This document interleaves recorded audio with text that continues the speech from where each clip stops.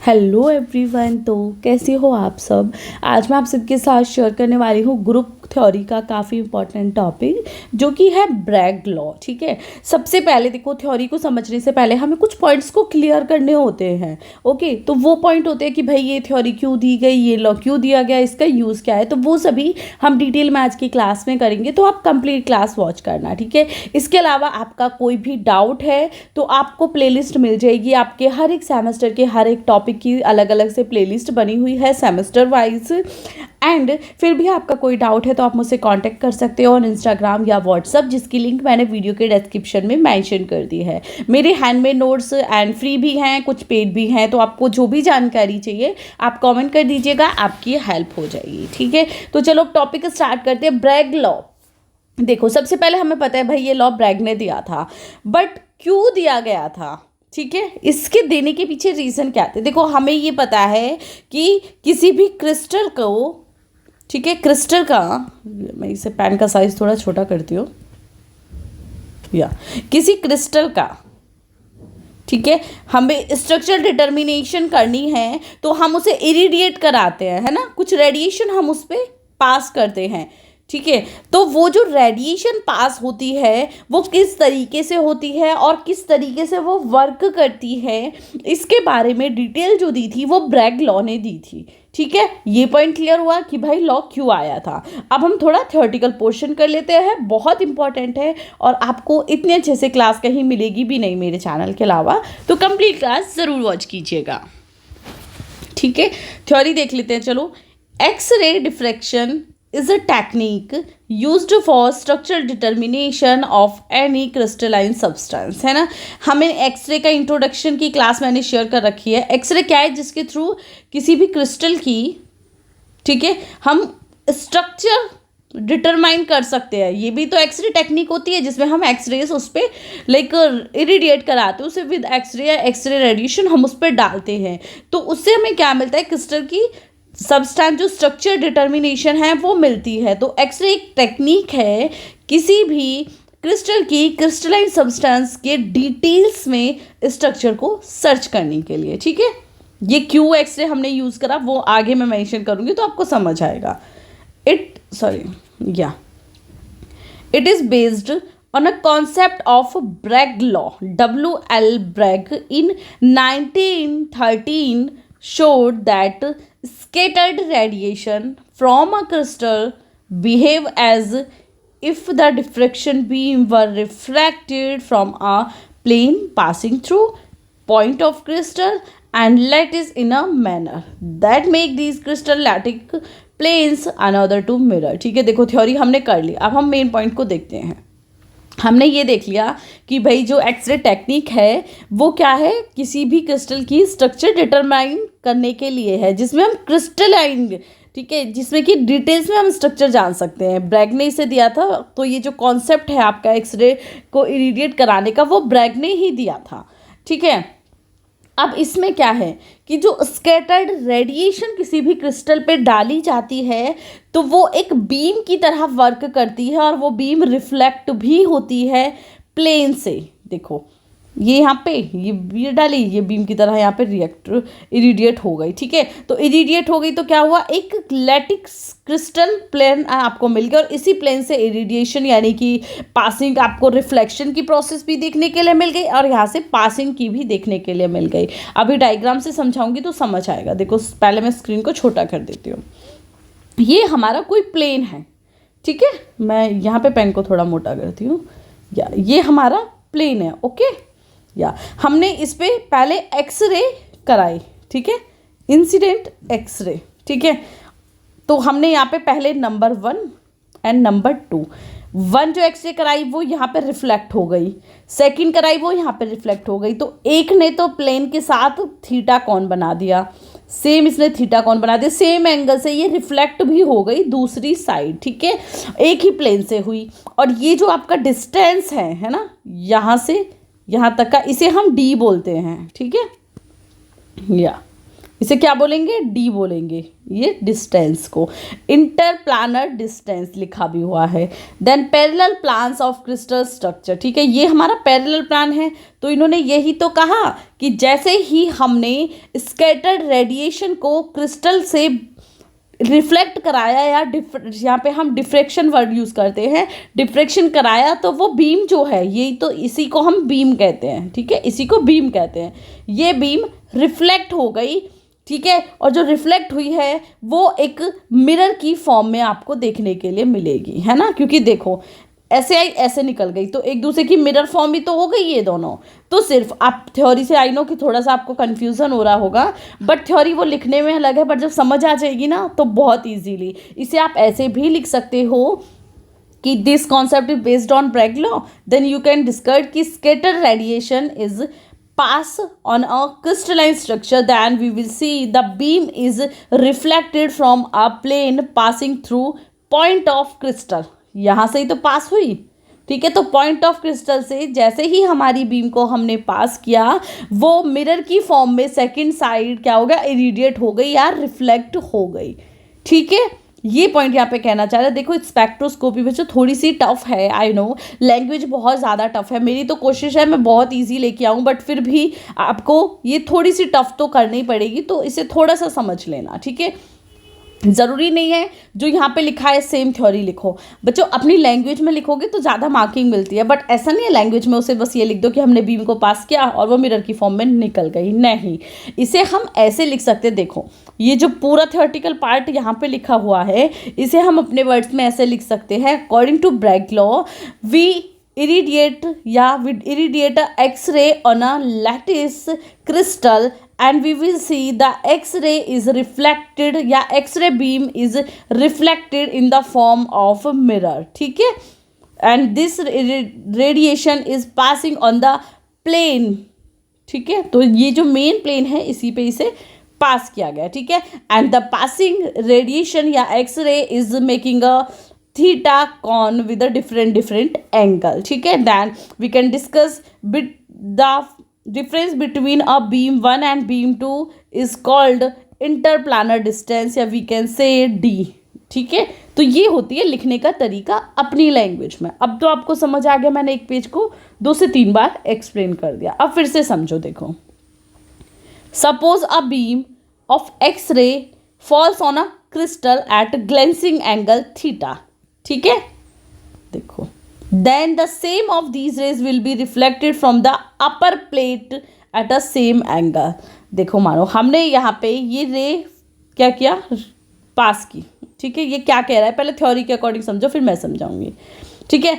ये X ray हमने पास की तो सेम एंगल से ये रिफ्लेक्ट भी हो गई, ठीक है। अब यहाँ पे ये सेकंड पॉइंट ये भी कह रहा है, मान लो हमने ये वाली एक्सरे पास की यहाँ पे, तो ये फॉल्स हो गई यानी कि गिर गई, है ना, इधर की साइड भी थोड़ा गिर गई है ये रे, तो ये अगर ऊपर ना जाके ये जो रे है ये यहाँ ऊपर ना जाके यहाँ पे नीचे आ गई है तो फिर भी ये रिफ्लेक्ट होगी, है ना। देखो ये रे यहाँ से पास की हमने और ये यहाँ पे रिफ्लेक्ट हो गई है अगर, तो ये थीटा कौन यहाँ पे आपको देखने के लिए इनका अलग अलग एंगल पे मिलेगा।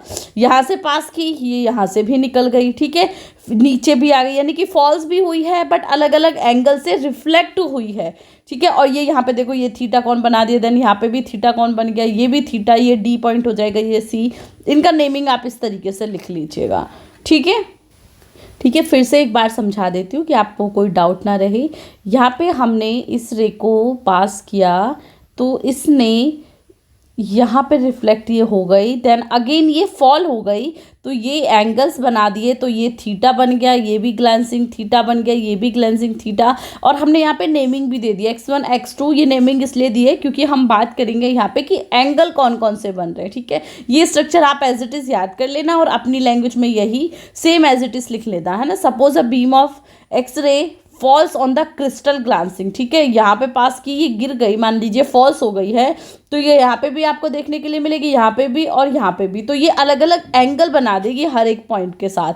और ये x2 हमने जब पास की थी तो ये y के साथ यहाँ पे चली गई, ठीक है, तो ये एंगल यहाँ पे बन गए, एक एक एंगल यहाँ पे बन गए क्योंकि ये भी तो मिरर फॉर्म ही थी, ठीक है। तो अलग अलग ग्लेंसिंग एंगल आपको देखने के लिए मिल गए। सेम ये आपका इंटरप्लानर स्पेस ही होगा जिसे हम डी बोल देंगे। अब देखो यहाँ पे कौन से बने, यानी कि एंगल कौन से बने हैं। थ्योरी समझ आ गई कि सिंपल हमने रेज को पास किया और उसने क्रिस्टल पे बी ग्लेंसिंग थीटा बना दिया, ठीक है। And the same ray is reflected from a upper plate to a same angle, है ना। यहाँ से जिस एंगल पे पास हुई अपर प्लेट से भी वो सेम पे पास हुई, क्योंकि ये क्या है हमारी अपर प्लेट, ये लोअर प्लेट, ठीक है। अब देखो, so here we will get a angle A D B. कहाँ पे है? ए डी एंड बी, ठीक है। तो देखो एक एंगल तो हमारा ये बन गया, ठीक है। सेकंड एंगल कलर चेंज कर लेती हूँ, या सेकंड एंगल बना है C D B, C D B, ठीक है। एक ये बन गया, ठीक है। और दोनों क्या है? थीटा ही तो है।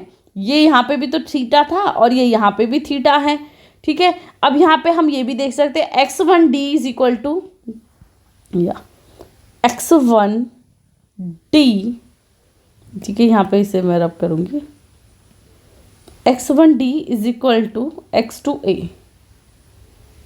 एक्स टू ए, या देखो ये है X one D is equal to X two A, ठीक है। क्योंकि इक्वली तो है ये तो मैंने डायग्रामेटिकली आपको सेम वैसे दिखा दिया, बट सेम ही तो रेस पास की, तो जो इतना ये कौन बनाएगी उतना ही ये भी तो कौन बनाएगी यहाँ पे, यानी कि ये भी तो इतना ही एंगल बनाएगी। Same Y A D is equal to Y two D, sorry Y one D is equal to Y two C, sorry, ठीक है।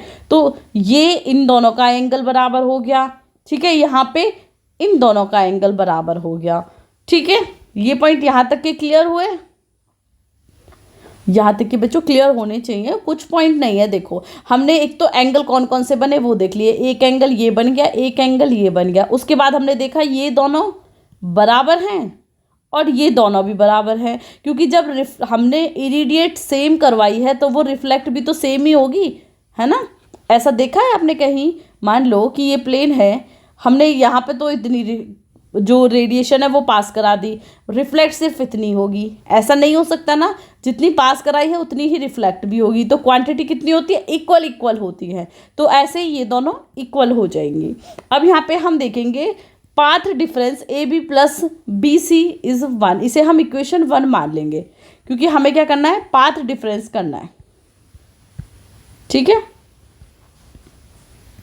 कौन सी दोनों इक्वल करी है? A B plus B C, ये दोनों इज इक्वल टू इक्वेशन 1 हमने मान लिया, A B plus B C, है ना। देखो ए बी, ये दोनों बन गई ए बी, ये बन गया बी सी, इन्हें प्लस करके हमने क्या कर दिया? पाथ डिफरेंस देखो किससे निकाल सकते हैं? इन दोनों को जोड़ के निकालेंगे, इसे हम इक्वेशन 1 अपनी मान लेंगे। Then path difference is defined as an integral multiplication of wavelength. हमें ये भी पता है कि अगर हमें पाथ डिफरेंस निकालना है तो वो वेवलेंथ की फॉर्म में ही निकलता है, ठीक है। तो इसे हम n lambda is equal to A B plus B C की फॉर्म में कर देंगे, ठीक है। अब हम ये formula sine theta is equal to L upon H होता है। तो अगर हम लेंथ, ठीक है, या हाइपोटेनियस, ठीक है, अब हम इन दोनों को अगर देखेंगे तो ए डी बी हमारा एंगल आएगा, देखो ए डी बी, है ना, यही तो एंगल बनाया था हमने फर्स्ट जो बनाया था, ठीक है। ए डी बी हमारा एंगल आ गया यहाँ पे, तो is equal to A B upon D B भी देखने के लिए मिल जाएगा। देखो ऐसे तो थे ए बी सी और डी, तो A B is equal upon में बी डी, ये दोनों को हम अपॉन में ला देंगे, ठीक है। अब जब हम इन्हें अपॉन में ले आए sine theta is equal to ये, तो इसे हम ऐसे भी तो लिख सकते हैं A B is equal to, इनकी क्रॉस मल्टीप्लिकेशन कर देंगे तो D B multiply sine theta, तो A B is equal to क्या हो जाएगा? डी साइन थीटा, ठीक है। डी, इसे हम डी लिख देंगे, ये हमारे जो ऊपर डायग्राम है उसी से हम देख सकते हैं कि डी बी क्या बना रही है? डी बना रही है, देखो डी बी, ठीक है, ये स्मॉल डी बना रही है ना। ये स्मॉल डी की वैल्यू थी ना, ये यहाँ पे जो डिस्टेंस था, तो यहाँ से हम इसकी वैल्यू पुट कर देंगे तो हमारे सामने आ जाएगा A B is equal to D sine theta. Clear? अब एक एंगल तो हमारे सामने आ गया ए डी बी, अब हमें सेकंड निकालना है एंगल सी डी बी, ठीक है। इसके लिए sine theta C B upon B D हो जाएगा। सेम डी बी की जगह डी आ जाएगा क्योंकि वो भी तो डिस्टेंस ही है ना। ये डायग्राम में जब आप लिखोगे तो थोड़ा ज़्यादा आपको समझ आ जाएगा, ठीक है। बाकी मेरी कोशिश है कि मैं आपको वो समझा पाऊँ, बट जब आप डायग्राम के साथ करोगे तो बहुत अच्छे से समझ आ जाएगा, कुछ भी टफ इसमें नहीं लगेगा, ठीक है। तो सेम आपके सामने दूसरा एंगल आ गया, C D is equal to D sine theta. Now from equation three में हमने क्या लिखा था, हमने लिखा था n lambda is equal to A B plus B C, ठीक है। तो यहाँ पे A B plus B C हम लिखेंगे, दोनों को हम एक दूसरे के इक्वल कर देंगे तो हमें क्या मिल जाएगा, n lambda is equal to D sine theta. देखो एक ही है तो दोनों ऐड हो जाते हैं साइन थीटा, तो 2d साइन थीटा, इसी को हम ब्रैग इक्वेशन बोलते हैं, ठीक है। यानी कि वेवलेंथ जो हमने निकाली है वो हम किस एंगल से निकालेंगे, ग्लेंस एंगल जो हमने बोला था कि भाई ग्लेंस थीटा एंगल बनाता है, वो कैसे निकालेंगे, ठीक है। सिंपल से सिंपल हमने क्या करा, थ्योरी को पढ़ा, लाइट को इरिडिएट कराया, इरिडिएट करने के बाद उसने अलग अलग प्लेन पे अलग अलग एंगल से प्लेट्स पे अपनी लाइंस बनाई, इसे हमने डी बोल दिया, नेमिंग कर दिया ए बी, ठीक है। इस टाइप से ये डी हो जाएगा, मिरर इमेज हो गई, यहाँ पे सी हो गया। ये आपको इस टाइप से भी देखने के लिए मिलेंगे कि ये अपोजिट साइड्स में x1 x2।